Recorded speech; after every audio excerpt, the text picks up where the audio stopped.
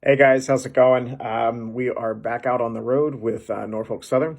I took a trip to Toledo last night and was originally scheduled to work one of the freight trains on the way out, and we had a crazy bottleneck of trains last night. Trains being tied down all over the place, guys outlawing all over the place, and in the process, there's kind of a domino effect when things like that happen because when you get stopped, you're allowed to send text messages.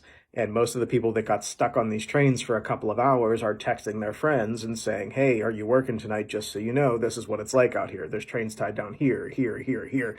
And you just watch the extra board basically get run through completely, and all of the conductors and engineers in front of them marked off sick.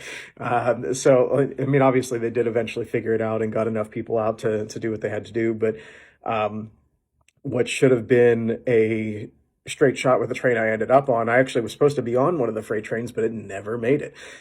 So I ended up on a 21J, which is a kind of a straight shot train that comes all the way to Toledo.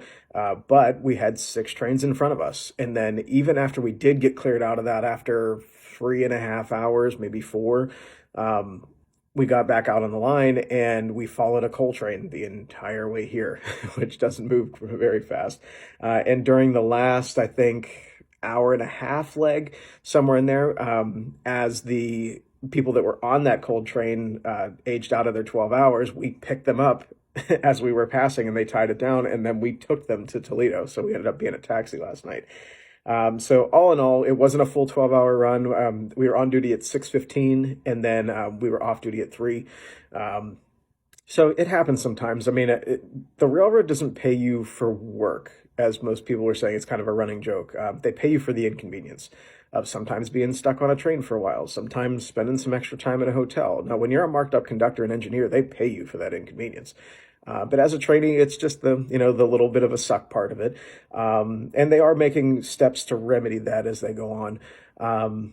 Outside of that, the last video I did, just so you guys understand, that wasn't done to be a flex of how much money you can make with the railroad. And granted, it's a substantial amount.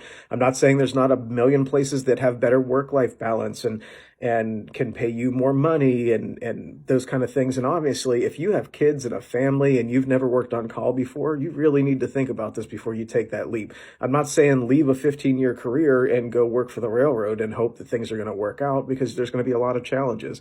But at the same time, I am saying that there's people that are out there that don't have a college education and really want to make great money. This is a great option for somebody like that. So if you have any other questions, hit me down below, but I'll get back to you when we head back to Conway.